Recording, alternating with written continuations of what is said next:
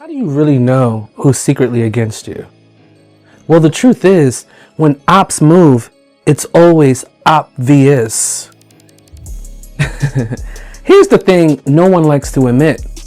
No one who is truly against you is invisible.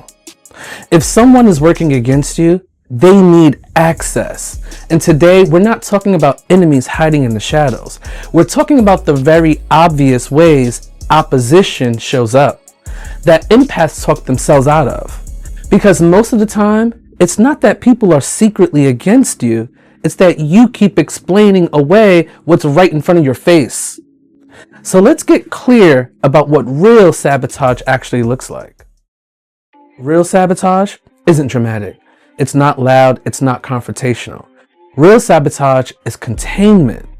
It's when someone needs you close, but not growing. They don't want to destroy you, they want to manage you. Because when you grow freely, they lose regulation. And that's the part empaths miss.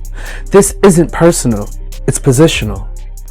Now, let's talk about the tells, because this is where it becomes obvious.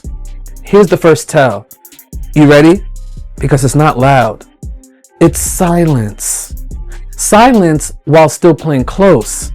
If someone truly wanted distance, they'd leave. But someone who goes quiet and keeps proximity, that's strategy. They stop encouraging, they stop protecting, but they don't stop watching. Silence is only a tactic when access is still open. You get that?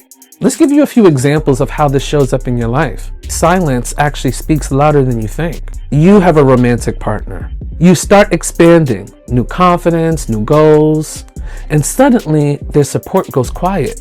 They're still there, still loving, but no longer cheering. Family. You talk about change and the response is always, just don't forget where you came from. Not encouragement, containment. At work, your ideas stop being acknowledged, but still getting used. With friends, they listen, but never uplift. Presence without promotion. Connection without celebration. And that's not random, and it's not invisible. And here's where empaths make it harder than where it needs to be. Empaths would rather explain than observe. They say they're stressed. They didn't mean it. You know what? I'm being sensitive. Hope steps in to protect the relationship. But here's the truth. Hope without boundaries becomes self-abandonment. You don't need to accuse anyone to notice when your energy is being redirected. So instead of guessing intent, here's what actually matters. Ask this instead. Who benefits from my confusion? Who requires me to stay small to stay connected? Where does my energy go quiet instead of forward? These questions don't make you suspicious. They make you precise. And once you see that clearly, the response becomes simple. You don't confront sabotage. You don't expose it. You don't explain yourself. You remove access. People who need access to slow you down collapse without proximity. Distance isn't punishment. It's regulation. You can love someone and still keep your distance. If someone needs you close to stay powerful, space does the work for you. When opposition is real, it's never secret and it's never quiet. In the next episode, we'll let envy, jealousy, and hope talk so you can finally hear what's been influencing your decisions.